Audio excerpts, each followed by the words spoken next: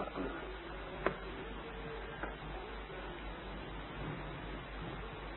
सुबह की चर्चा में मैंने कुछ बातें कही हैं, उस संबंध में कुछ प्रश्न आए हैं और कुछ स्वतंत्र प्रश्न भी आए। मैंने सुबह कहा कि पृथ्वी पर 300 धर्म हैं और इतने धर्म इस बात की सूचना देते हैं कि धर्म के संबंध में मनुष्य जाति अब तक विवेक युक्त और विज्ञान युक्त नहीं हो पाई। वैज्ञानिक नियम तो सार्वलौकिक होते हैं, यूनिवर्सल होते हैं। गणित एक है सारी पृथ्वी का, धर्म भी एक ही हो सकता है। जिस दिन भी हम परमात्मा के संबंध में ठीक बुद्धि युक्त, विचार युक्त और विज्ञान युक्त दृष्टि को उपलब्ध होंगे, उस दिन पृथ्वी पर धर्मों के अलग अलग मंदिर और अलग अलग शास्त्रों की कोई जरूरत नहीं रह जाएगी। एक मित्र ने पूछा है कि इन 300 धर्मों में सर्वश्रेष्ठ धर्म कौन सा है। शायद वो मेरी बात नहीं समझ पाया। सर्वश्रेष्ठ तभी कोई हो सकता है जब दो धर्म हो सकते हो। दो धर्म ही नहीं हो सकते, इसलिए न कोई निकृष्ट है और न कोई श्रेष्ठ, सब एक से व्यर्थ है। सर्वश्रेष्ठ होने की बात तो तभी संभव है जब एक से ज्यादा हो। या तो गणित ठीक होता है या गलत होता है, कोई श्रेष्ठ और अश्रेष्ठ नहीं होता। ये जो 300 संप्रदाय हैं, उनका सांप्रदायिक मोह, उनका परंपरा का मोह, उनका श्रद्धा और विश्वास का मोह, उनमें से किसी को भी धर्म नहीं होने देता। किसी बात के सत्य और धर्म होने के लिए जितनी स्वतंत्रता चाहिए, संप्रदाय उस स्वतंत्रता के बिल्कुल विपरीत है। वो शायद मेरी बात नहीं समझ पाए। उनकी बात को, उनके प्रश्न को सुन के मुझे एक घटना याद आती। बर्टन रसल ने एक किताब लिखी और उस किताब में लिखा कि जो व्यक्ति भी इस किताब को पढ़ रहा हो, उसके राष्ट्र से महान राष्ट्र पृथ्वी पर और कहीं नहीं। ये उसने मजाक में लिखा, क्योंकि हर आदमी को यह ख्याल है कि मेरा राष्ट्र महान। उसने उसकी भूमिका में लिखा कि जो आदमी भी इस किताब को पढ़ रहा है, उसके राष्ट्र से महान और कोई भी राष्ट्र दुनिया में नहीं। हिंदू पढ़ेगा तो सोचेगा हिंदू राष्ट्र, और चीनी पढ़ेगा तो सोचेगा चीनी।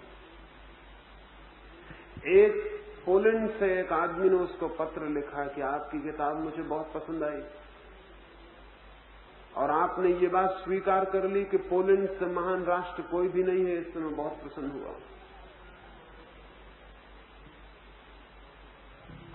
बर्टन रसल ने तो सिर्फ इस मजाक में ये लिखा था कि हर आदमी को ये भ्रम है कि उसका राष्ट्र महान, और उस पोलैंड के निवासी ने समझा कि ये मेरे लिए ही लिखा गया है और मेरा राष्ट्र ही महान। तो जब आप पूछ रहे हैं कि इन 300 धर्मों में कौन सा धर्म श्रेष्ठ है, तब आप भली भांति जानते हैं कि कौन सा धर्म श्रेष्ठ है। जिसको आप मानते हैं वही श्रेष्ठ।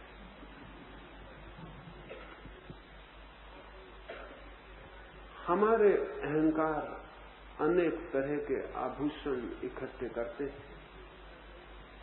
मेरा अहंकार ये मानने को राजी नहीं होता कि मेरा देश किसी से नीचा हो सकता है, और मेरा अहंकार ये भी मानने को राजी नहीं होता कि मेरा धर्म किसी से नीचा हो सकता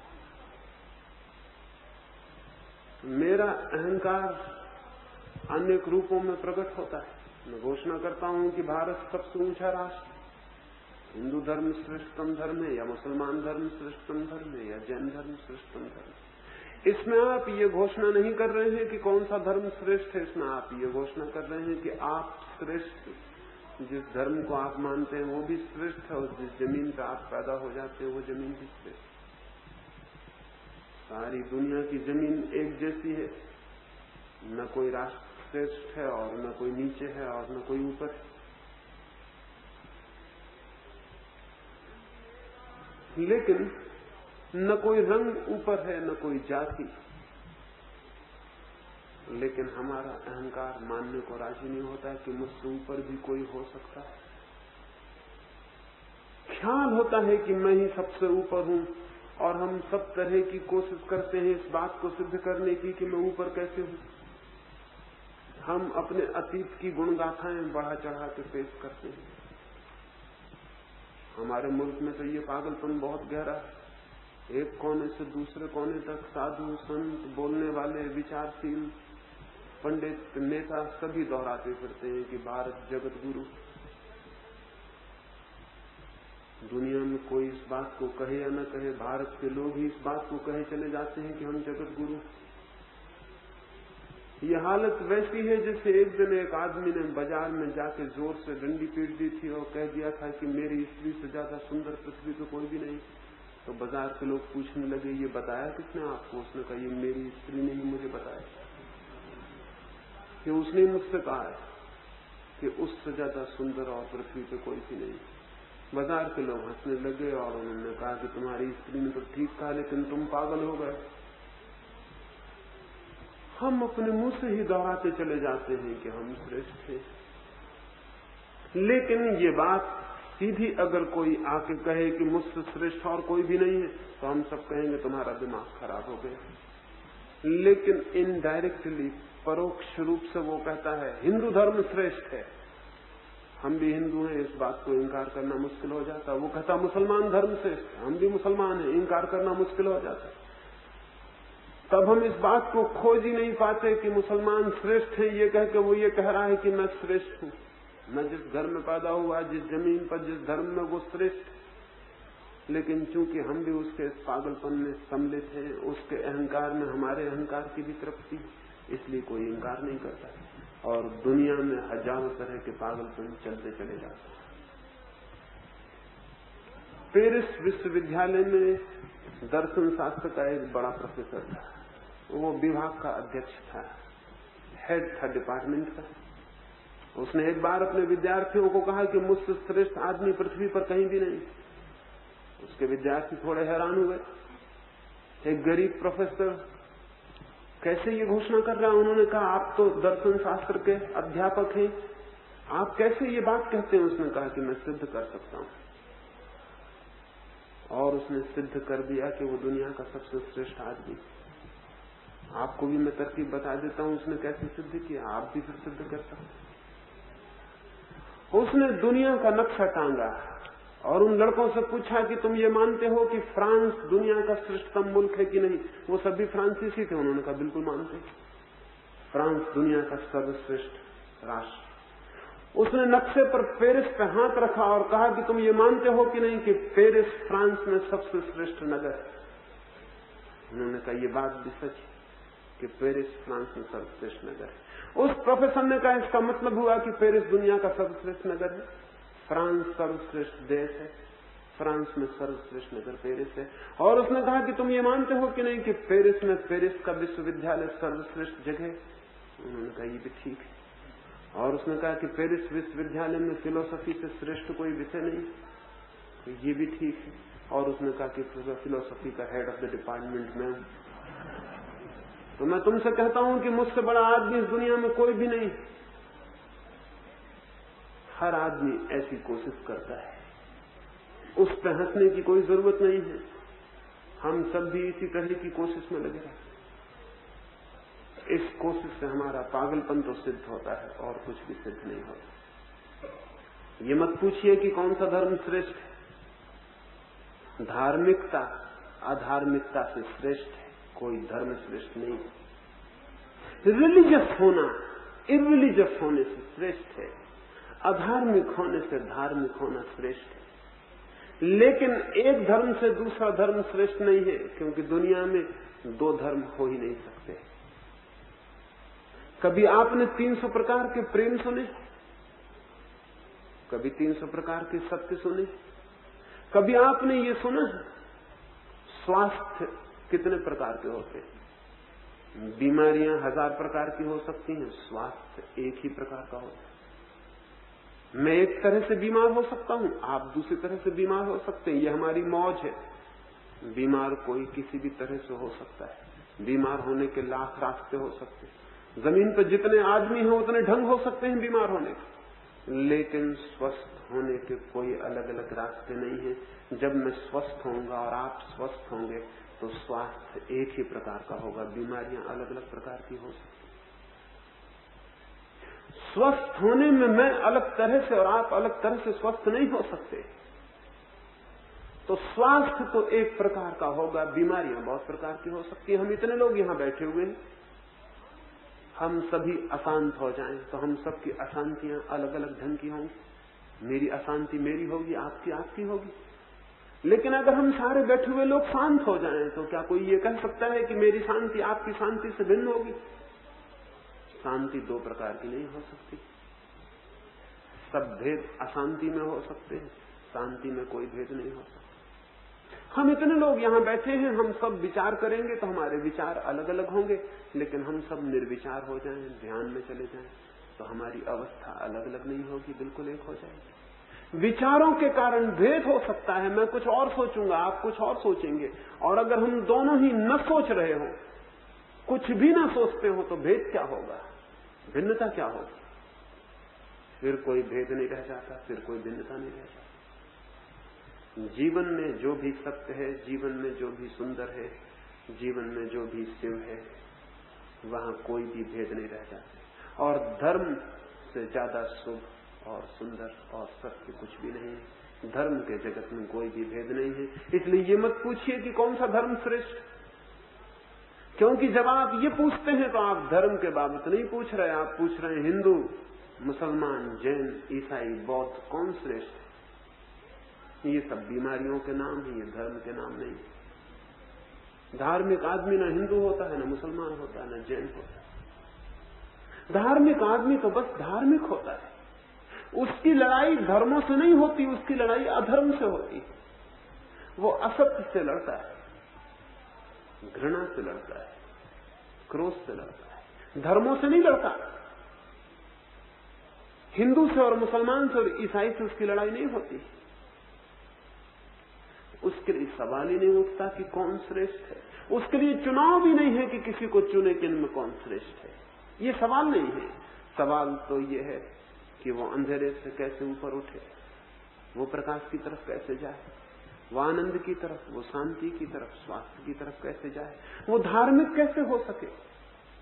तो मैं कहूंगा धर्म श्रेष्ठ है अधर्म से, लेकिन कोई धर्म किसी दूसरे धर्म से श्रेष्ठ नहीं है। वो तो सभी एक सी बीमारी है। और मनुष्य जितना रुग्ण होता जाता है उतनी इन बीमारियों की संख्या बढ़ती चली जाती है। ऐसा भी हो सकता है, ऐसा भी दुर्भाग्य का दिन आ सकता है कि पृथ्वी पर उतने ही धर्म हो जाएं जितने आदमी। ऐसा हो सकता है, इसमें कोई कठिनाई नहीं, इसमें कोई अड़चन नहीं। लेकिन वो दिन सौभाग्य का दिन नहीं होगा।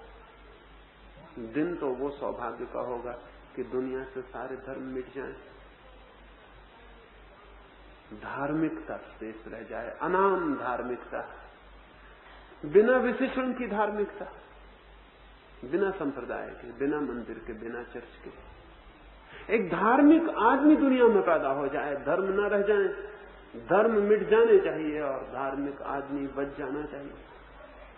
लेकिन उसकी दिशा में कुछ और ही कदम उठाने पड़ेंगे। ये चुनाव नहीं करना पड़ेगा कि कौन श्रेष्ठ। मत पूछिए मुझसे कि कौन सी बीमारी श्रेष्ठ, इससे कोई मतलब नहीं। क्या कोई बीमारी चुननी है आपको कि हम कैंसर चुने, कि टीबी चुने, कि मलेरिया चुने, कि प्लेग चुने, क्या चुने? नहीं, बीमारी नहीं चुननी है, स्वस्थ होना है। और स्वस्थ होने के लिए सभी बीमारियां छोड़ देनी आवश्यक है। धार्मिक होने के लिए सभी धर्मों से मुक्त हो जाना आवश्यक है। आज तक ये नहीं हो सका, इसलिए पृथ्वी धार्मिक नहीं हो पाई। और अगर आगे भी मनुष्य जाति के लोग एक एक धर्म से चिपटे रहेंगे और जकड़े रहेंगे तो दुनिया धार्मिक नहीं हो सकेगी। क्यों? क्योंकि जो लोग अपने को धार्मिक समझते हैं वो आपस में लड़ते हैं, कटते हैं, परेशान होते हैं। और अधर्म के कोई भी संप्रदाय नहीं है, ये आपको पता है। अधर्म का कोई संप्रदाय आपने देखा? पूना में कोई मंदिर है अधार्मिकों का? कोई चर्च है? कोई संगठन है उनका? अधर्म इकट्ठा है और धर्म का खेमा विभाजित है, खंडित है, टूटा हुआ है। तो धर्म के नाम पर एक धार्मिक दूसरे धार्मिक से लड़ने में अपनी शक्ति गंवा देता है और अधर्म जीतता चला जाता है, क्योंकि अधर्म से लड़ने की ताकत इकट्ठी भी नहीं हो पाती। दुनिया में अधर्म जीतता चला गया है क्योंकि धार्मिक की ताकत आपस में नष्ट हो जाती है। ईसाई मुसलमान से लड़ रहा है, हिंदू जैन से लड़ रहा है, बौद्ध किसी और से लड़ रहा है, कोई किसी और से लड़ रहा है। उनके सारे शास्त्री पंडित विवाद में लगे हुए हैं, उनके सन्यासी एक दूसरे के खंडन में लगे हुए हैं, वो एक दूसरे के खिलाफ झंडा लिए हुए खड़े हैं। एक मंदिर दूसरे चर्च के विरोध में खड़ा हुआ है और अधर्म रोज आगे बढ़ता जा रहा है, क्योंकि इन बेचारे धार्मिकों को पहले अपने बीच लड़ने से फुर्सत मिले तो ये अधर्म से लड़ने की कोई कोशिश करे। अधर्म की ताकत को जिताने वाले लोग आपस में लड़ने वाले धार्मिक लोग हैं। और धर्म का क्या संबंध हो सकता है लड़ाई से, विभेद से, विवाद से? कोई संबंध नहीं हो सकता है। लेकिन ये अब तक मनुष्य के जीवन में आई हुई दुर्घटना है और अभी भी हम यही पूछे चले जाते हैं। अगर किसी आदमी का ईसाई मत से मन भर जाता है तो वो हिंदू हो जाता है, कोई हिंदू होने से ऊब जाता है, ईसाई हो जाता है। ये बीमारियां बदलना, ये कोई कन्वर्सन नहीं, ये कोई धार्मिक होने का रास्ता नहीं। ये वैसे ही जैसे एक आदमी किसी अर्थी को मरघट ले जाते हैं, एक कंधे पर अर्थी रखे रखे कंधा थक जाता है, सो जाता है, अर्थी दूसरे कंधे पर रख लेते हैं, थोड़ी सी बदलाहट हो जाती, थोड़ा आराम मिलता है, थोड़ी देर बाद दूसरा कंधा दुखने लगता है, फिर कंधा बदलने की जरूरत आ जाती है। कंधे नहीं बदलने हैं और धर्मों में कोई चुनाव नहीं करना है, सभी धर्मों को एक साथ चित्त विदा दे दे तो पहली बार वो मुक्ति उपलब्ध होती है जहां से धर्म की यात्रा शुरू हो सके। क्योंकि उसके बाद लड़ाई अधर्म से रह जाती है, धर्मों से नहीं रह जाती। तब सारा जीवन अधर्म से संघर्ष करने में संलग्न हो सकता है। अधर्म और धर्म के बीच चुनिए, धर्मों के बीच नहीं। एक ही अधर्म है और एक ही धर्म है, उसके बीच चुनाव करिए, वहां खोजिए, वहां बदलाहट करिए, वहां परिवर्तन हो जाए, वहां जीवन रूपांतरित हो तो कोई फल ला सकता है। शायद मेरी बात सुबह वो मित्र नहीं समझ पाए, वो शायद ये समझे कि 300 धर्मों में से किसी का पक्षपाती मैं भी हूं और उसका प्रचार करने आया, तो वो गलत समझ गए हैं। वो और 3 दिन में पूरी बात सुनेंगे तो उनको ख्याल आ जाएगा कि इसमें चुनाव करने की कोई भी जरूरत नहीं। एक दूसरे मित्र ने पूछा है, प्रेम दुख है, प्रेम विरह है, फिर भी इंसान उसे छोड़ क्यों नहीं देता है? किसने आपको कहा कि प्रेम दुख है? किसने आपको कहा कि प्रेम विरह है? प्रेम ने अब तक कोई दुख नहीं जाना, प्रेम ने अब तक कोई विरह नहीं जाना। और जिसने दुख जाना होगा वो प्रेम ना रहा होगा, और जिसने विरह जानी होगी वो प्रेम ना रहा होगा।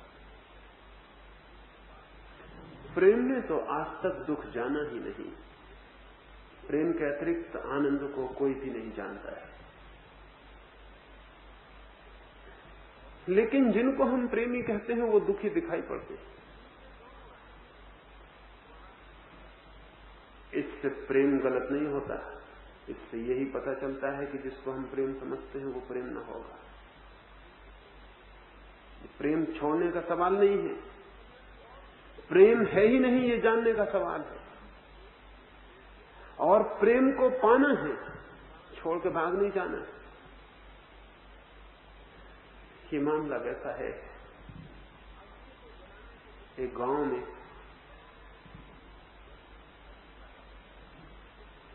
एक बहुत अद्भुत सन्यासी गया। उस सन्यासी के पास उस गांव का एक युवक मिलने आया और उस युवक ने कहा कि मुझे परमात्मा को पाना है, मुझे कोई रास्ता बता दो। उस सन्यासी ने उसे नीचे से ऊपर तक देखा और उससे पूछा कि तुमने कभी प्रेम किया है? वो युवक तो धार्मिक था और धार्मिक लोग तो प्रेम से दूर ही रहते, वो भी दूर ही रहा। उसने कहा कि कहां की फिजूल की सांसारिक बातें आप छेड़ते हैं, प्रेम व्रेम मैंने कभी नहीं किया, मुझे तो परमात्मा को पाना है। उस सन्यासी ने कहा फिर भी शायद थोड़ा बहुत कभी किसी को प्रेम किया हो, याद करो, कोशिश करो। उस आदमी ने कहा कि मैंने कभी प्रेम नहीं किया, मैं कसम खा के कहता हूं कि मैंने कभी प्रेम नहीं किया, मुझे तो परमात्मा को पाना है। मुझे कहां के बंधन में डालने की बात आप पूछते? वो सन्यासी उदास हो गया और उसने कहा कि फिर मैं कुछ भी नहीं कर सकूंगा, क्योंकि तुमने अगर किसी को भी प्रेम किया होता तो उस प्रेम को इतना विकसित किया जा सकता था कि वो परमात्मा का द्वार बन जाता, लेकिन तुमने कभी प्रेम ही नहीं किया, तो तुम्हारे हृदय के पास कोई द्वार ही नहीं है जहां से प्रार्थना और प्रभु प्रवेश पा सके। तो मैं असमर्थ हूं, तुम जाओ कहीं और। प्रेम ही जिसने नहीं किया वो परमात्मा तक पहुंचने का कोई मार्ग नहीं पा सकता। माना कि आदमियों के लिए क्या किया गया प्रेम वैसा ही है जैसे अपने मकान की खिड़की से झांका गया आकाश, लेकिन वो आकाश झूठा नहीं है जो खिड़की में से दिखाई पड़ता है। आपकी खिड़की छोटी हो सकती है, लेकिन जो आकाश वहां से दिखाई पड़ता है वो झूठा नहीं है।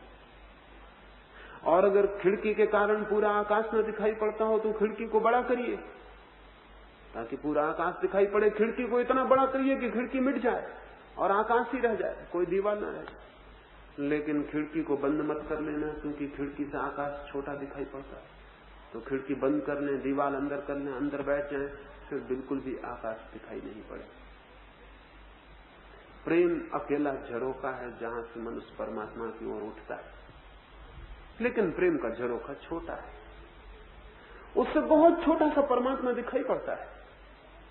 प्रेमी में जो दिखाई पड़ता है वो परमात्मा ही है, लेकिन खिड़की से देखा गया परमात्मा बहुत छोटा दिखाई पड़ता है। इस कारण प्रेम को मत तोड़ देना, क्योंकि उससे फिर तो द्वार ही बंद हो जाएगा जहां से और बड़े परमात्मा को खोजा जा सकता। उस द्वार को बड़ा करना, प्रेम को बड़ा करना। प्रेम इतना बड़ा हो जाए कि प्रेमी के पार निकल जाए, प्रेमी को पार कर जाए। प्रेम इतना बड़ा हो जाए कि उसे कोई भी ना रोक सके, वो बड़ा से बड़ा होता चला जाए। धीरे धीरे सभी उसके घेरे में समा जाए, वो सबको पार कर जाए, सबके अतीत निकल जाए। जिस दिन प्रेम इतना बड़ा हो जाता है कि उसकी कोई सीमा नहीं रह जाती, उसी दिन प्रेम प्रार्थना बन जाता है। प्रेम में दुख नहीं है, प्रेम की सीमा में दुख है।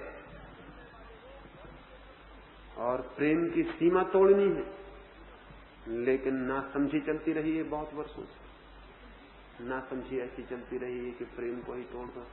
आंख में कभी कभी धूल चली जाती है, आंख में तकलीफ होती है तो आंख को फोड़ दो। वो समझाने वाले ऐसा कहते हैं। वो समझाने वाले ये कहते हैं कि पैर में जंजीर पड़ जाती है तो पैर ही काट डालो। वो समझाने वाले ये कहते हैं नाक पे मक्खी बैठ जाती तो नाक काट डालो, क्योंकि नाक बड़ी गड़बड़ थी, इसमें मक्खी को बैठने के लिए जगह मिल जाती, अवसर मिल जाता। न होगी नाक न बैठेगी मक्खी। तो वो कहते हैं कि प्रेम के कारण सीमाएं बंध जाती हैं तो प्रेम ही छोड़ दो, क्योंकि न होगा प्रेम न बनेगी सीमा। खिड़की में से झांकते हैं, आकाश सीमित हो जाता है, तो खिड़की बंद कर दो। न होगी खिड़की, न होगा आकाश सीमित। लेकिन बड़ी भूल भरी दलील है ये। इस भूल भरी दलील के कारण ये हुआ कि दुनिया में परमात्मा तो आया ही नहीं, प्रेम भी चला गया। इस तर्क का ये परिणाम हुआ, इस फेलिसियस, इस झूठे तर्क का ये परिणाम हुआ कि परमात्मा तो दूर हो गया, प्रेम भी समाप्त हो गया। आज जमीन पे न परमात्मा है न प्रेम। आदमी का प्रेम भी खत्म हो गया, वो भी समाप्त हो गया, वो भी अब नहीं है। उसने वो खिड़की भी बंद कर ली, अब वो अपने घर के भीतर बंद होकर बैठ गया। वो छाती पीट रहा, रो रहा है कि मैं परमात्मा को कहां से पाऊं, और उसे पता नहीं है कि जिन द्वारों से परमात्मा मिल सकता था उन्हीं को वो बंद करके बैठ गया, तो परमात्मा नहीं पाया जा सकता। फिर वो चाहे भागे जंगलों में, वो चाहे नग्न हो जाए, चाहे वो भूखा मरे, चाहे वो कुछ भी करे, गलाए, शरीर को सताए, धूप ताप सहे, कांटों में लेटे, कुछ भी करे, प्रेम की खिड़की के अतिरिक्त परमात्मा तक जाने का न कभी कोई द्वार था और न कभी कोई द्वार हो सकता है। लेकिन प्रेम के शत्रु रहे हैं तथाकथित धार्मिक लोग, तथाकथित साधक लोग प्रेम के शत्रु रहे। क्यों ये शत्रुता पैदा हो गई? ये शत्रुता इसलिए पैदा हो गई दो कारणों से। एक तो प्रेम जिसे उन्होंने समझा वो प्रेम नहीं था, मोह को प्रेम समझा, पोजीशन को, मालकियत को प्रेम समझा, किसी को अपनी मुट्ठी में बंद कर लेने को प्रेम समझा, किसी को परतंत्र कर लेने को प्रेम समझा, सब तरफ से जिसे प्रेम किया उसके आसपास दीवार घेर लेने को प्रेम समझा। और हमें पता ही नहीं है कि प्रेम जब किसी की परतंत्रता बनता है तो उसी क्षण प्रेम समाप्त हो जाता है। इस पृथ्वी पर कोई भी व्यक्ति, कोई भी आत्मा परतंत्रता स्वीकार करने को राजी नहीं, चाहे वो आपकी पत्नी हो, चाहे आपका पति हो, चाहे आपका बेटा हो, चाहे आपका मित्र हो। इस पृथ्वी पर कोई भी चेतना परतंत्रता स्वीकार करने को राजी नहीं है। वो चेतना का धर्म नहीं है, वो चेतना का स्वभाव नहीं है। चेतना चाहती है स्वतंत्रता, और जिसको आप प्रेम कहते हैं वो लाता है परतंत्रता। आप भी परतंत्रता लाते हैं और जिसे आप प्रेम करते हैं वो भी आपके लिए परतंत्रता लाता है। आप दोनों एक दूसरे को घेर के उसके मालिक हो जाना चाहते हैं। फिर इस मालकियत से दुख शुरू होता है, इस मालकियत से पीड़ा शुरू होती है, इस मालकियत से कष्ट शुरू होता है। फिर हम गाली देना शुरू करते हैं कि प्रेम बड़ा जंजाल है, इस प्रेम के बाहर हो जाना चाहिए, प्रेम छोड़ देना। नहीं साहब, प्रेम जंजाल नहीं है, और न प्रेम दुख है और न पीड़ा है। प्रेम के नाम से जो परतंत्रता आप थोप रहे हैं एक दूसरे के ऊपर, वो पीड़ा है, वो जंजाल है, वो दुख है। प्रेम को बचाइए और परतंत्रता को जाने दीजिए, खिड़की को तोड़िए और आकाश को देखिए, परतंत्रता छोड़िए। अगर प्रेम के पूरे आनंद को उपलब्ध होना है तो न परतंत्रता लातिए और न परतंत्रता स्वीकार करिए।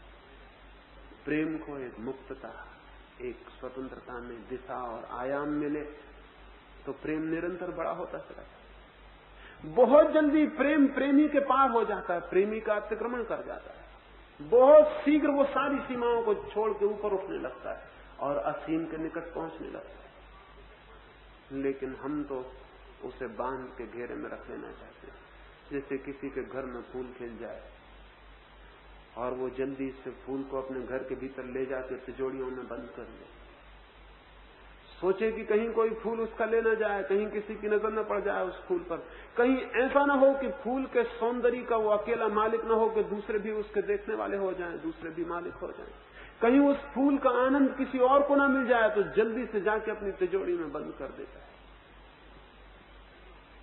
बड़ा खुश होता है, बड़ा नाचता है तिजोरी के आसपास कि मैंने बड़ी उपलब्धि कर ली, मैंने एक सुंदर फूल अपनी तिजोरी में बंद कर दिया। लेकिन उसे पता नहीं कि जो खुले आकाश में खिला था वो बंद तिजोरियों में मर जाता, जो खुले आकाश में, खुले सूरज में प्राणवान था, वो बंद तिजोरियों में मृत हो जाता है। तिजोरी उसकी कब्र है, और जब वो चाबी से खोलेगा अपनी तिजोरी को तो पाएगा वहां तो वो मर गया जिसे वो बंद कर लाया।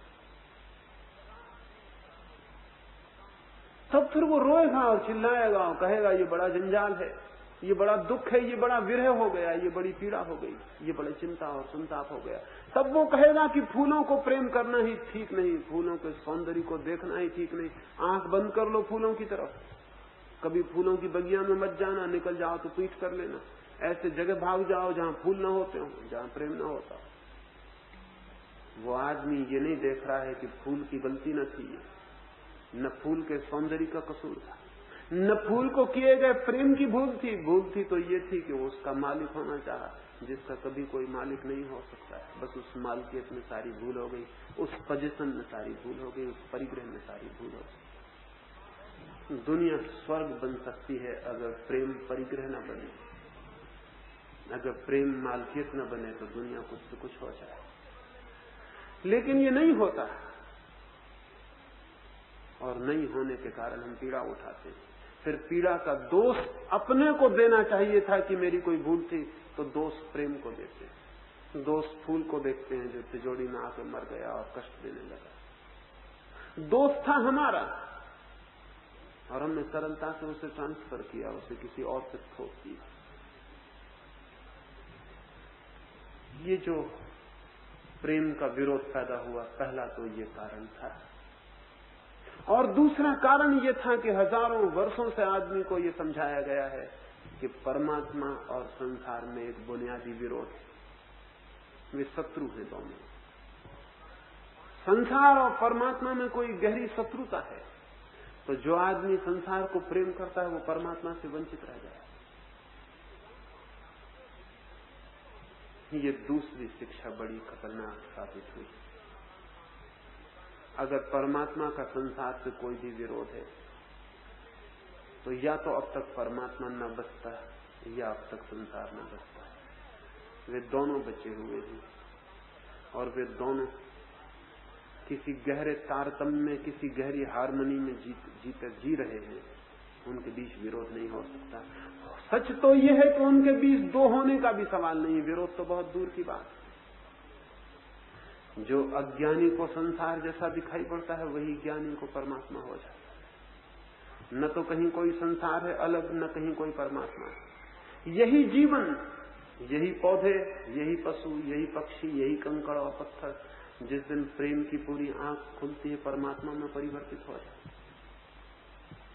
लेकिन जिन लोगों ने संसार और परमात्मा का विरोध खड़ा किया और जिन्होंने कहा कि परमात्मा को पाना है तो संसार को छोड़ना पड़ेगा, उन सबको प्रेम के विरोध में शिक्षा देनी पड़ी, क्योंकि प्रेम संसार से जोड़ता है और परमात्मा से जुड़ना है तो प्रेम छोड़ना पड़ेगा। एक फकीर एक सुबह अपने झोपड़े के बाहर बैठा हुआ, उस गोद में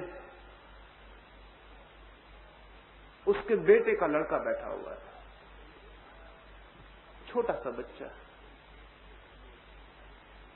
और वो फकीर दोनों अकेले। उस बच्चे ने एक बड़ी अजीब बात पूछी। बच्चे अक्सर अजीब बातें पूछ लेते।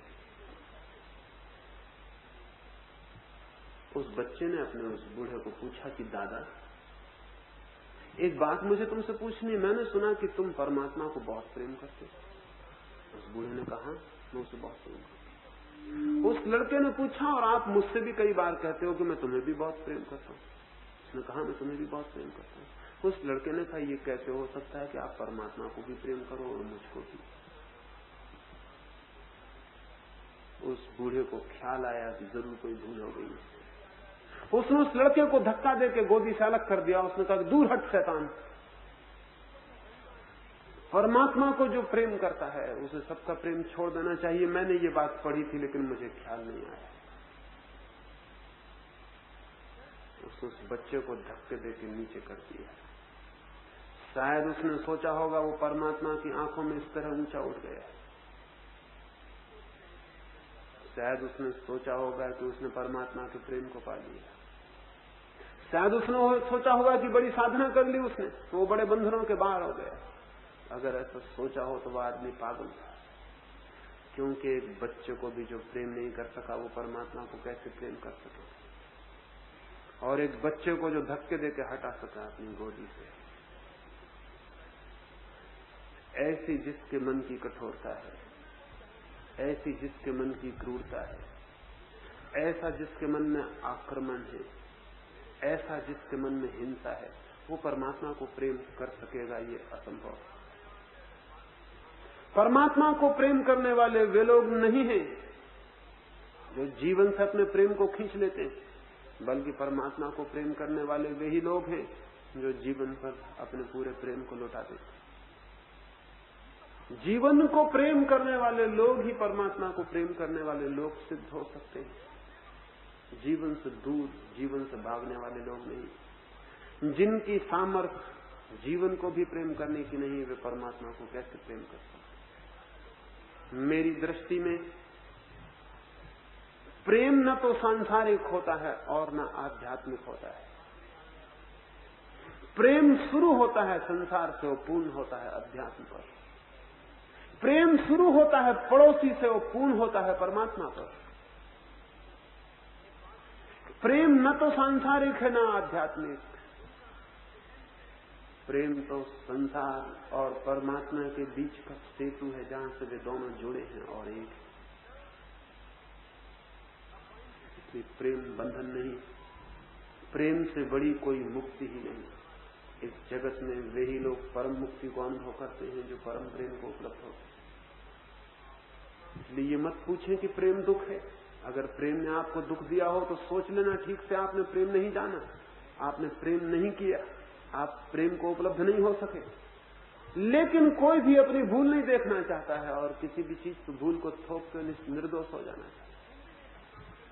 प्रेम करने वालों ने तो कभी आज तक ये नहीं कहा कि प्रेम दुख। किस प्रेम करने वाले ने कहा? क्राइस्ट एक गांव के पास से गुजरते थे। दोपहर थी, घनी और तेज थी धूप, और वे एक बगीचे में विश्राम करने को रुक गए। वो बगीचा एक वेश्या का बगीचा था। अगर क्राइस्ट कोई बने बनाए सन्यासी होते तो वेश्या के घर से कई कदम दूर से ही भाग गए होते। कहां वेश्या और कहां सन्यासी। लेकिन धूप थी तेज और घनी छाया थी उस वेश्या के भवन के बगीचे में। वो विश्राम करने को रुक गए। वो वेश्या थी मैगदलेन। उसने अपनी खिड़की से झांक कर देखा, एक बहुत सुंदर युवा, एक अपूर्व रूप से शांत व्यक्ति वहां लेटा है छाया। उसने ऐसा सुंदर आदमी ही नहीं देखा। एक सौंदर्य शरीर का भी होता है और एक सौंदर्य उससे भी गहरा, और जब वो गहरा सौंदर्य उपलब्ध होता है तो शरीर की कुरूपता भी बह जाती है और भीतर से जैसे प्रकाश भी प्रकट होने लगता है उस देश। उसने बहुत सुंदर लोग देखे थे, वो वेश्या ही थी और उस देश की सबसे सुंदर वेश्या थी। बड़े सम्राट और बड़े राजकुमार और बड़े धनपति उसके द्वार पर भीख मांगते थे प्रेम। लेकिन आज पहली दफा उसे लगा कि प्रेम की भीख अगर मुझे भी मांगनी पड़े तो मैं भी मांगूंगी। वो अपने महल से बाहर निकली और जाके क्राइस्ट को उसने कहा कि युवक, क्या उचित ना होगा कि तुम मेरे महल में चल के विश्राम करो। लेकिन क्राइस्ट तब उठने को थे और विश्राम पूरा हो गया था और उन्होंने कहा कि अब तो मेरे जाने का समय भी आ गया, मैं विश्राम कर चुका, फिर कभी थकूंगा इस राह पर तो जरूर तुम्हारे भवन में विश्राम करूंगा। और तुमने कहा कि मेरे भवन में आ जाओ तो मैं आ ही गया, क्योंकि तुमने कहा तो बात पूरी हो गई, तुमने आग्रह किया तो बात पूरी हो ही गई, तुमने चाहा तो बात पूरी हो ही गई, फिर कभी आऊंगा तो जरूर रुकूंगा। मैगदलेन को यह बहुत अपमानजनक मालूम पड़ा। उसके द्वार से लोग लौट जाते थे, लेकिन वो तो आज तक किसी के द्वार पर गई ही नहीं थी। उसकी आंखों में आंसू आ गए और उसने कहा कि नहीं, भीतर चलना ही होगा। क्या आप मेरे प्रति इतना प्रेम भी प्रकट नहीं कर सकते हैं कि मेरे घर में थोड़ी देर अतिथि हो जाए? तो क्राइस्ट ने मैगदलेन को कहा, मैगदलेन, बहुत लोग तेरे पास प्रेम करने आए होंगे, लेकिन मैं तुझसे कहता हूं कि मेरे अतिरिक्त उनमें से तुझे कोई भी प्रेम नहीं कर सकता। लेकिन तू जिस प्रेम को पहचानने की आदी हो गई, शायद तू नहीं पहचान पा रही मेरे प्रेम को। किसी दिन हो सकता है तुझे दिखाई पड़े कि प्रेम क्या है, और उस दिन तू जानेगी कि कौन प्रेम कर सकता है। जिस हृदय से घृणा विलीन हो गई हो, जिस चित्त से क्रोध समाप्त हो गया हो, जिस चित्त ने सबके मंगल की कामना को अपनी जगह में, अपने हृदय में जगह दे दी हो, जो प्राण सबके लिए प्रार्थना से भर आए हैं, वे ही तो प्रेम करने में समर्थ हो। लेकिन हमारा हृदय तो एक के मंगल की कामना से भी आपूरित नहीं होता है। जिन्हें हम प्रेम करते हैं उनका भी हम सिर्फ शोषण करते हैं, प्रेम नहीं। वे भी हमारी उपयोगिताएं, उनके द्वारा भी हमारा हित, अपना हित सधता है। अगर मुझे पता चल जाए कि जिससे मैं प्रेम करता हूं उससे मेरा हित साधना बंद हो गया, मेरा स्वार्थ पूरा होना बंद हो गया, तो मेरा सारा प्रेम हवाओं के झोंकों की भांति विलीन हो जाए, सूखे पत्तों की भांति उड़ जाए, और मैं 25 बहाने खोज लूंगा कि अब मैंने प्रेम करना क्यों बंद कर दिया है।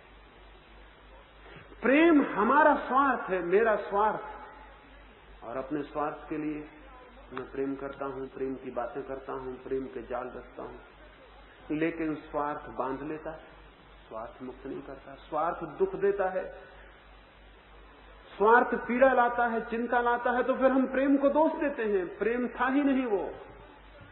प्रेम कभी कुछ मांगता ही नहीं, प्रेम सिर्फ देता है। प्रेम निरंतर दूसरे की हित कामना है, प्रेम शोषण नहीं। प्रेम की कोई मांग ही नहीं है, प्रेम कभी हाथ फैलाता ही नहीं, प्रेम हमेशा देता ही चला जाता है। प्रेम का आनंद इस तथ्य में है कि वो देने में समर्थ हो सका और कोई लेने को राजी हो सका। लेकिन हमारा सारा प्रेम तो मांगता है, मांगता है, मांगता है और मांगता चला जाता है। पति पत्नी से मांग रही है, माँ बेटे से मांग रही है, बहन बहन से, भाई भाई से, दोस्त दोस्त, सब एक दूसरे से मांग रहे हैं। सब एक दूसरे से कुछ लेने को आतुर उत्सुक है। वे जो मांग रहे हैं उसी से होगा उनका प्रेम, लेकिन उनसे नहीं जिनको वो प्रेम जतला रहे हैं। जो उन्होंने मांगा है मिल जाएगा और प्रेम तुरोहित हो जाएगा और हवा हो जाएगा, और तब प्रेम पीड़ा देता हुआ मालूम होगा अगर नहीं मिलेगा वो जो चाहा गया था। प्रेम कोई इच्छा नहीं है, प्रेम कोई वासना नहीं है, प्रेम से बड़ी कोई साधना नहीं है, क्योंकि प्रेम है दान, वो है बांटना, और वो चीजों का बांटना नहीं है, वो है हृदय का बांटना, स्वयं को बांटना। तो जब भी कोई प्रेमी समर्थ हो पाता है अपने को बांटने में, तब वो उस आनंद को अनुभव करता है जिसकी हमें कोई खबर नहीं, वो सुख को जान लेता है जिसका हमें कोई पता नहीं, वो कृतार्थ हो जाता है, वो धन्य हो जाता है। उसी धन्यता में उसे पहली बार पता चलता है कि क्या है ग्रेटिट्यूड, क्या है अनुग्रह। उसी धन्यता में उसे पहली बार उसके हाथ आकाश की तरफ उठते हैं और परम सत्ता की ओर उसके प्राण झुकते हैं। उसी अनुग्रह में, प्रेम के अनुग्रह में पहली बार प्रार्थना का जन्म होता है, और प्रेम के अनुग्रह में ही पहली बार परमात्मा के मंदिर की सीढ़ियां स्पष्ट होनी शुरू हो जाती। रविंद्रनाथ मरने को थे और उन्होंने अपने अंतिम गीतों में एक गीत लिखा है, और उस गीत में लिखा है कि हे परमात्मा, तेरी पृथ्वी बहुत सुंदर थी और तेरा संसार बहुत अद्भुत था। जितना भी मैं प्रेम कर सका उतना मैं आनंद पा सका, और अगर मैंने कोई कष्ट पाए तो वो मेरे प्रेम की कमी थी, वो तेरे संसार की कमी नहीं। और मैं तुझसे प्रार्थना करता हूं कि मैं मुक्ति नहीं चाहता और मैं कोई मोक्ष नहीं चाहता। मैं तो यही चाहता हूं कि तू मुझे इस योग समझना, इस योग बनाना कि मैं बार बार लौट के आऊं तेरे संसार को प्रेम कर सकूं। वो घड़ी आ जाए एक दिन कि मेरा परिपूर्ण हृदय तेरे संसार के प्रति परिपूर्णता और प्रेम से भर जाए। उसी क्षण को मैं जान लूंगा कि मुक्ति मेरे द्वार आ गई। प्रेम जिस दिन पूर्ण होता है उसी दिन व्यक्ति पूर्ण मुक्त हो जाता है। प्रेम के विरोध में नहीं है मुक्ति, प्रेम में, प्रेम के भीतर ही है मुक्ति। प्रेम की शत्रुता में नहीं, प्रेम के प्रति पीठ करके नहीं। और चूंकि धर्म ने प्रेम का विरोध लिया इसलिए धर्म संसार को उजाड़ने वाला सिद्ध हुआ, बनाने वाला नहीं। ये पृथ्वी स्वर्ग हो सकती थी, ये नरक हो गई, क्योंकि जिस सूत्र से ये स्वर्ग हो सकती थी धर्मों ने उसी का विरोध ले लिया, वे उसी के शत्रु होकर खड़े हो गए।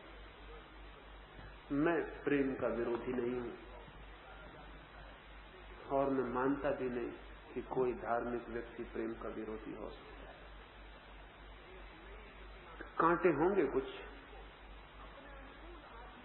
लेकिन वे कांटे प्रेम के कांटे नहीं है, वे कांटे किसी दूसरी चीज के हैं, और वो दूसरी चीज से मुक्त हुआ जा सकता है, और जितने उससे मुक्त होंगे प्रेम उतना ही बड़ा होगा।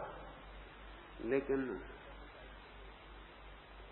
उन कांटों के कारण प्रेम को मत फेंक देना। अगर कांटे दूर भी ना हो सके तो भी प्रेम को मत फेंक देना, क्योंकि 1000 कांटों में खिला हुआ गुलाब का एक फूल अगर कांटों में भी खिला हुआ है तब भी फूल है और बहुत अद्भुत है। कांटों के कारण गुलाब को उखाड़ के घर के बाहर मत फेंका। कोशिश करना कि कांटों से बिना भी गुलाब का फूल पैदा हो सके। बिना कांटों का गुलाब भी होता है, बिना कांटों का प्रेम भी होता है। लेकिन अगर कांटे न फेंके जा सके तो भी मैं प्रार्थना करता हूं कि फूल को मत फेंक देना, क्योंकि वो घर जिसमें कांटों वाला गुलाब है उस घर से बेहतर है जिसमें कोई गुलाब ही नहीं।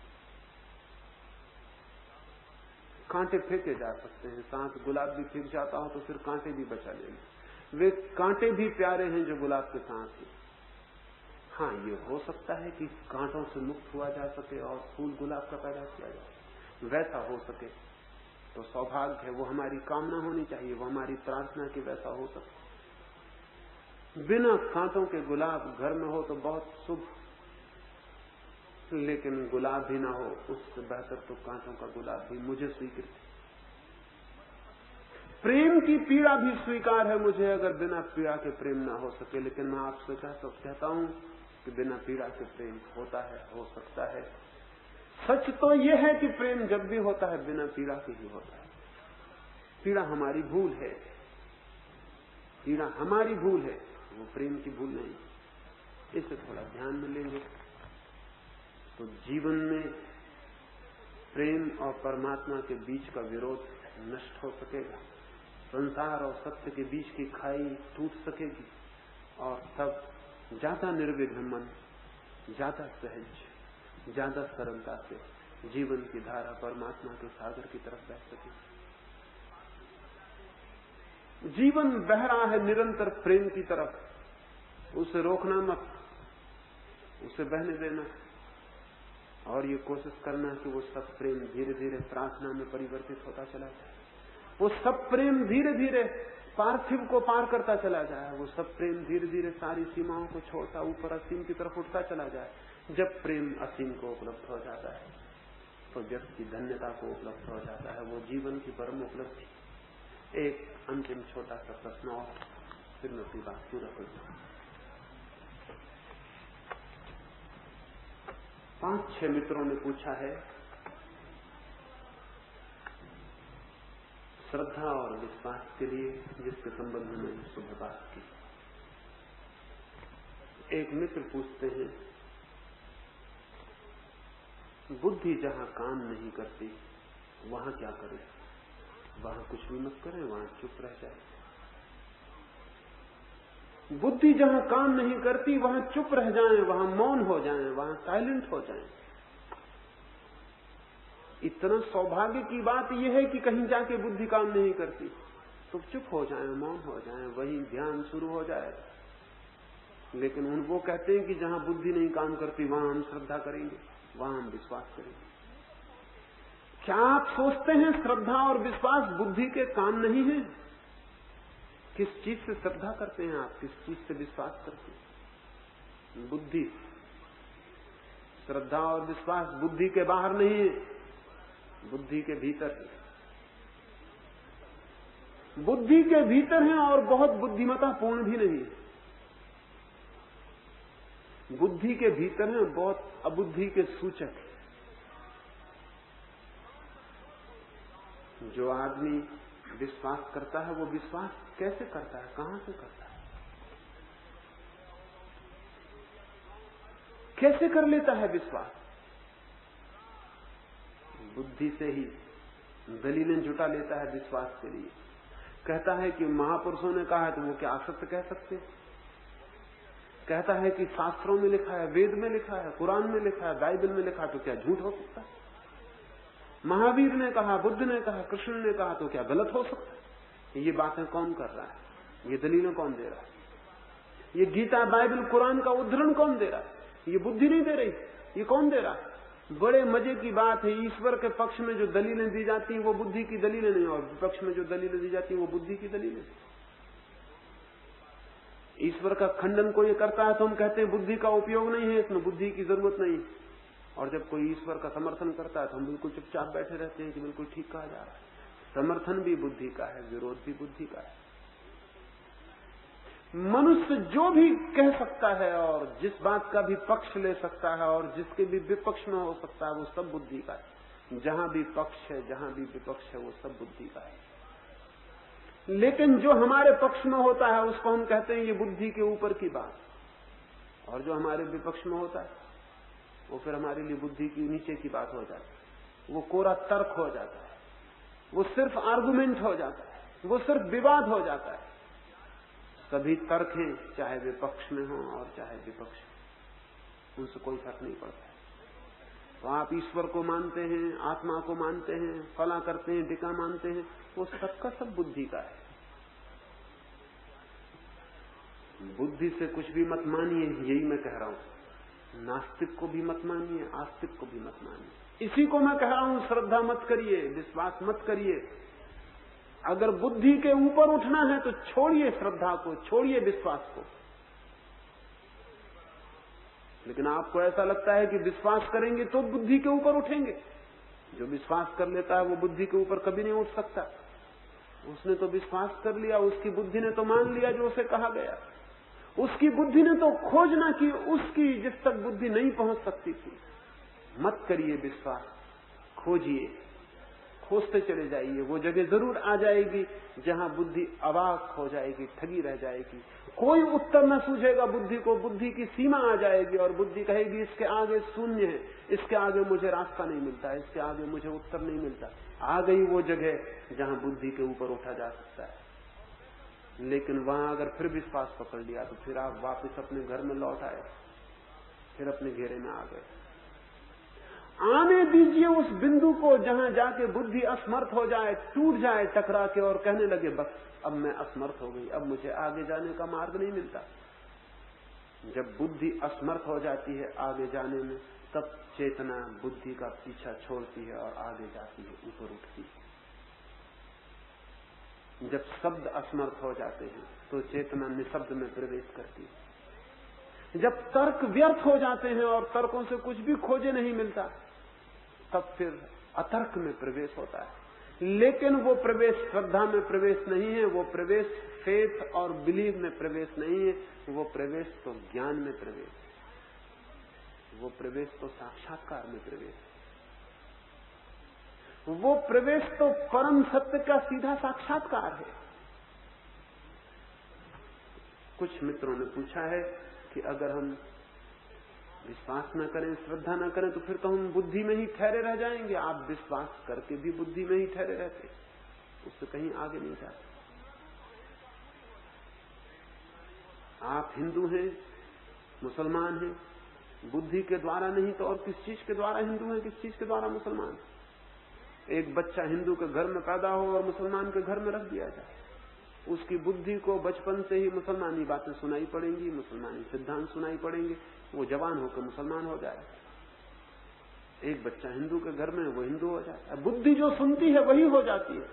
मैं यही कह रहा हूं कि बुद्धि जो सुनती है उसके साथ ही सहमत न हो जाए, तृप्त न हो जाए, नहीं तो बुद्धि के भीतर ही समाप्त हो जाएंगे। और बहुत अज्ञात जानने को है जो बुद्धि के ऊपर उठकर ही जाना जाता है, जो बुद्धि के अतिक्रमण से ही जाना जाता है, वो नहीं जाना जा सकेगा। लेकिन आदमी को धोखा दिया जाता रहा। उससे कहा जाता है श्रद्धा बुद्धि के ऊपर ले जाती, विश्वास बुद्धि के ऊपर ले जाता है। न श्रद्धा ले जाती, न अश्रद्धा ले जाती, न विश्वास ले जाता, न अविश्वास ले जाता, ये कोई नहीं ले जाते। बुद्धि के ऊपर तो केवल वही व्यक्ति जाता है जिसकी खोज चरम है, जो निरंतर खोज करता चला जाता है और उस जगह पहुंच जाता है जहां पाता है कि अब बुद्धि कुछ भी उत्तर नहीं दे पाती। उत्तर नहीं है, प्रश्न भर रह जाते। प्रश्न उठता है ईश्वर है और बुद्धि मौन रह जाती, कोई उत्तर नहीं देती। उत्तर दे सकती थी अगर कोई विश्वास पकड़ लिया होता तो फौरन बुद्धि उत्तर दे देती कि हाँ ईश्वर है, और गीता के 2 श्लोक भी साथ में सुना देती कि लो ये प्रमाण है, या अगस्तीन के 2 शब्द बोल देती कि लो ये प्रमाण है। अगर बुद्धि ने विश्वास किया होता तो वो कह देती ईश्वर है, कुरान में लिखा, बाइबल में लिखा। अगर बुद्धि ने अविश्वास किया होता तो वो कह देती नहीं है ईश्वर, दास कैपिटल में लिखा, लेनिन ने लिखा, मार्क्स ने लिखा, नहीं है कहीं कोई ईश्वर। बुद्धि उत्तर दे देती। आस्तिक के उत्तर भी बुद्धि के उत्तर है, नास्तिक के उत्तर भी बुद्धि के उत्तर है। धार्मिक आदमी का उत्तर बुद्धि का उत्तर होता ही नहीं, लेकिन वो तभी उत्तर मिलता है जब आप अपने उत्तर देने बंद कर देते हैं। सीखे हुए तोतों के उत्तर बंद कर देंगे तब वो उत्तर उपलब्ध होगा जो आपके भीतर से आता है। उसके लिए निष्प्रश्न हो जाना, निरुत्तर हो जाना जरूरी है। सब खत्म हो जाए विश्वास अविश्वास और आप चुपचाप खड़े रह जाएं और आगे आपको शून्य रह जाए, कुछ भी ना रह जाए। उसी शून्य में वो सुना जाता है जो परमात्मा का है, वो देखा जाता है जो सत्य का है, वो अनुभव किया जाता है जो प्रेम का है। उसके पहले नहीं, उसके पहले जरा भी नहीं, उसके पहले कुछ भी नहीं हो सकता। उस टोटल वैक्यूम में, उस पूर्ण शून्य के सामने जब बुद्धि खड़ी होती तभी निरस्त हो जाती, तभी गिर जाती है और समाप्त हो जाती। फिर उसका कोई सहारा नहीं रह जाता जिसके आधार पर वो खड़ी रह जाए। बेसहारा हो जाती, फिर बेसहारा बुद्धि विलीन हो जाती है, निरालंब हो जाती है, आलंबन खो देती है, आधार खो देती है, उसकी भूमि खो जाती है। फिर वो पैदा होता है, उसकी शुरुआत होती है, उसका प्रारंभ होता है जो बुद्धि के अतीत है, वो जो ट्रांसेंडेंटल है, वो जो अतीत है, जो ऊपर है और पार है, उसकी शुरुआत होती है। लेकिन वो किरण तभी फूटेगी जब बुद्धि के सब उत्तर बंद हो जाए। आस्तिक ये तो कहता है कि नास्तिक बुद्धिवादी है और खुद को समझता है कि हम बुद्धि के अतीत हो गए। आस्तिक भी बुद्धिवादी है और नास्तिक भी। धार्मिक आदमी बुद्धिवादी नहीं होता, लेकिन उसके होने के लिए बुद्धि की अंतिम सीमा तक जाना जरूरी है, तभी अतिक्रमण हो सकता है। 100 डिग्री तक पानी गर्म होता है, फिर वो भाप बन जाता है। कोई कहे कि हम 99 डिग्री पे भाप बनाएंगे, 98 डिग्री पे बनाएंगे, तो सपने में बना सकता है, सच्चाई में नहीं बना सकता। भाप तो 100 डिग्री पे बनेगी। 100 डिग्री तक पानी पानी ही रहेगा। 100 डिग्री पर पहुंच के पानी जवाब दे देगा कि इसके आगे गर्मी मैं नहीं सह सकता हूं। इसके आगे अगर गर्मी सहनी है तो भाप बनानी पड़ेगी। अब पानी काम नहीं देगा तो भाप बननी शुरू हो जाएगी। बुद्धि की भी एक सीमा है, लेकिन आप उसके पहले रुक जाते हैं 98 डिग्री पर। 98 तो बहुत दूर की बात, 2 डिग्री पर रुक जाते हैं। बच्चा पैदा नहीं हुआ कि उसकी बुद्धि की कोई खोज ही शुरू नहीं होती। उसको समझाते थे ईश्वर है, मान लो, चलो ये मंदिर है, मूर्ति है, पूजा करो। वो बेचारा पूजा करने लगता है। 2 वर्ष का बच्चा, उसके दिमाग में आपने जहर डालना शुरू कर दिया, उसकी बुद्धि उस सीमा तक पहुंच ही नहीं पाएगी जहां से बुद्धि अतीत, जहां से उस जगह की शुरुआत होती जो बुद्धि के ऊपर है, उसकी शुरुआत ही नहीं हो पाएगी। 2 डिग्री पर रोक गए हैं आदमी सभी के सब। और उनसे अगर कहो कि छोड़ो ये विश्वास, तो वो कहते हैं कि फिर हम बुद्धि के अतीत नहीं जा सकेंगे। यही विश्वास उनको बुद्धि के अतीत जाने से रोके हुए। 100 डिग्री तक जाना होगा, अन्वेषण करना होगा, खोज करनी होगी, बुद्धि की क्लाइमेक्स तक पहुंचना होगा, इवेपोरेटिंग पॉइंट तक पहुंचना होगा जहां बुद्धि भाप बनती है और विलीन हो जाती है। उस समय तक थोड़ी पीड़ा झेलनी पड़ेगी, चिंतन की, विवेक की, विचार की, तर्क की। उस क्षण तक थोड़ी चिंतना करनी पड़ेगी, थोड़ी इंक्वायरी करनी पड़ेगी। और जब इंक्वायरी उस जगह पहुंच जाएगी, बुद्धि कह देगी कि बस अगर इसके आगे जाना है तो मैं हार गई, अब मेरे जाने का काम न रहा। अगर आप वापस लौट आए तो बात दूसरी। अगर आपने कहा कि मुझे तो आगे जाना है, चाहे बुद्धि साथ दे चाहे साथ ना दे, मैं तो आगे जाने को हूं, तो आपकी दुनिया में एक नई दुनिया शुरू होगी, एक नया युग शुरू होगा, एक नई सीमा शुरू होगी जहां से बुद्धि और विचार समाप्त हो जाता है और निर्विचार और समाधि का जन्म होता है। तो जिन्हें जाना है समाधि तक, उन्हें विश्वास अविश्वास, श्रद्धा अश्रद्धा, आस्तिकता नास्तिकता, इनके ऊपर उठ जाना आवश्यक। इसलिए मैंने जोर दिया है। मेरा कोई मतलब ये नहीं है कि आप केवल तर्क वितर्क करते हुए बैठे रहें। मेरा जोर यह है कि तर्क वितर्क कर लेना जरूरी है, ताकि आपको पता चल जाए कि बुद्धि कहां तक तर्क वितर्क कर सकती है और फिर कहां जाके पार हो जाए। जिस दिन आप असहाय पाएंगे अपने को, उसी दिन कोई बड़ी विराट शक्ति आपका सहारा बन जाएगी और आपका आपके हाथ में हाथ आ जाएगा और आप आगे बढ़ जाएंगे। एक छोटी सी घटना से आपको समझाऊं। कृष्ण एक दिन भोजन करने बैठ गए हैं और रुक्मणी पंखा जलती है और वो भोजन कर रहे हैं। फिर बीच में थाली छोड़ के भागने लगे हैं। तो रुक्मणी ने कहा, आप कहां जाते हैं, क्या हो गया? कृष्ण ने कहा कि अभी मत रोको, मैं लौट के बताऊंगा, बहुत जरूरी में हूं, बहुत जल्दी में हूं। कोई बहुत इमरजेंसी खड़ी हो गई होगी, कोई बहुत तात्कालिक घटना खड़ी हो गई, वो भागे हैं। वो फिर द्वार तक गए और वापस लौट आए। रुक्मणी तो हैरान हो गई कि आधी थाली छोड़कर जिस बात के लिए भागे थे, द्वार से ही वापस लौट आए। वो आके चुपचाप बैठ के भोजन करने लगे। रुक्मणी ने कहा, मैं कुछ समझी नहीं, भागना भी पहेली थी और लौट आना भी और बड़ी पहेली है। क्या कारण था, आप भागे क्यों थे और फिर लौट कैसे आए? कृष्ण ने कहा, वो बात खत्म हो गई।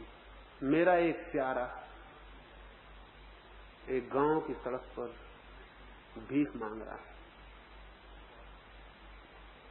उसे बच्चे पत्थर मार रहे हैं, गांव के लोग उसे सता रहे हैं। वो खड़ा हुआ हंस रहा था और गीत गाया जा रहा था। उसके मन में जरा भी क्रोध न था, उसके मन में जरा भी प्रतिरोध न था। वो पत्थर खा रहा था, उसके माथे से खून टपक रहा था। गांव के लोग पत्थर मार रहे थे, उसे पागल समझ रहे थे, उसे सता रहे थे, और वो गीत गा रहा था। मेरी जरूरत आ गई थी कि मैं जाऊं, मैं भागा, लेकिन जब तक मैं द्वार पर पहुंचा उसने भी अपने हाथ में पत्थर उठा लिया, इसलिए मैं वापस आ गया। फिर मेरी कोई जरूरत न रही। अब उसने खुद ही अपना पत्थर उठा लिया। अब वो जवाब दे रहा है, अब मेरा वहां कोई काम न रहा। वो बिल्कुल बेसहारा था, मेरी जरूरत थी, अब उसने खुद अपना सहारा खोज लिया। अब मेरी कोई जरूरत नहीं, मैं वापस लौटा। इस कहानी को ऐसा मत समझ लेना कि घर में आप कृष्ण भगवान की मूर्ति रख के बैठ जाओ, कहें कि आओ सहारा दो, बच्चा बीमार है। ये मैं नहीं कह रहा हूं कि बच्चे को चेचक निकली है तो चलो इलाज करो भगवान आके, कि हम मुकदमा ना हार जाएं, इसमें कुछ सहायता करो। ये मैं नहीं कह रहा हूं। ये कहानियां इतिहास नहीं है, ये कहानियां पैराबल्स हैं, ये कहानियां सब प्रबोध है। ये कहानी ये कहती है कि परमात्मा की शक्ति उसको उपलब्ध होती है जो अपनी शक्ति का सब सहारा छोड़ देता है, जो अपना तर्क छोड़ देता, अपना वितर्क छोड़ देता, अपना विश्वास छोड़ देता, अपना विश्वास छोड़ देता है, जो मौन और शून्य में खड़ा रह जाता है, जो अपनी सारी पकड़ छोड़ देता, सारी क्लिंगन छोड़ देता है, अपनी मुट्ठी खोल देता है। वो कह देता है कि मैं कुछ भी नहीं पकड़ता, क्योंकि मैं क्या जानता हूं जो पकड़ूं, क्या सत्य है मुझे पता नहीं, क्या परमात्मा है मुझे पता नहीं, क्या मार्ग है मुझे पता नहीं, मुझे कुछ भी पता नहीं। मैं निपट अज्ञानी हूं, मैं बेसहारा हूं, मैं सब छोड़ के खड़ा हो गया हूं। ऐसी टोटल हेल्पलेसनेस जब पैदा होती है, ऐसी पूर्ण बेसहारा स्थिति जब पैदा होती है, तब उस परम शक्ति का सहारा मिलना शुरू हो जाता है। बुद्धि जब बेसहारा होती है तो समाधि की झलकें आनी शुरू हो जाती है, लेकिन विश्वासी की बुद्धि और अविश्वासी की बुद्धि कभी भी बेसहारा नहीं होती। उसके हाथ में गीता है, कुरान है, कृष्ण है, बुद्ध है, महावीर है, सब है, और वो सबका सहारा लिए खड़ी है। जो आदमी किसी का सहारा लिए खड़ा है वो परमात्मा को वंचित कर रहा है कि वो उसे सहारा दे दे। जो आदमी किसी के पीछे चल रहा है वो परमात्मा को मौका नहीं दे रहा कि उसका साथी हो जाए। जो आदमी अपने विश्वास किए बैठा है वो मौका नहीं दे रहा उसकी चेतना को कि चेतना बुद्धि का अतिक्रमण कर जाए, फिर वो रोता रहे, चिल्लाता रहे, भजन करे, कीर्तन करे, मंदिरों में जाए, मस्जिदों में जाए, चरणों में झुके गुरुओं के, कहीं भी कुछ नहीं होगा। जीवन उसका पूरा व्यर्थ जाएगा। जब तक वो ये न जान ले कि मैं अपने ही सहारे खोज रहा हूं, तब तक कोई सहारा नहीं मिल सकता। एक बेसहारा होने का भी अपना सहारा है, ना कुछ हो जाने का भी अपना सब कुछ हो जाने का मार्ग है, सब छोड़ देने का भी एक अद्भुत भूमि को उपलब्ध करने का द्वार है, जहां सब उपलब्ध हो जाता है। तो मैं जो जोर दे रहा हूं कि सब तरह के बुद्धि के सहारे छिन जाएं, वो इसलिए ताकि बुद्धि का अतिक्रमण हो सके। बुद्धि के अतिक्रमण के बिना सत्य का कोई अनुभव नहीं। इस संबंध में और आने वाली 2 दिन की चर्चाओं में बात स्पष्ट हो सकेगी। कुछ प्रश्न रह गए, उन पर मैं कल आपसे बात करूंगा। मेरी बातों को इतनी शांति, इतने प्रेम से सुना, उससे बहुत बहुत अनुग्रहित हूं। और अंत में सबके भीतर बैठे परमात्मा को प्रणाम करता हूँ। मेरे प्रणाम स्वीकार।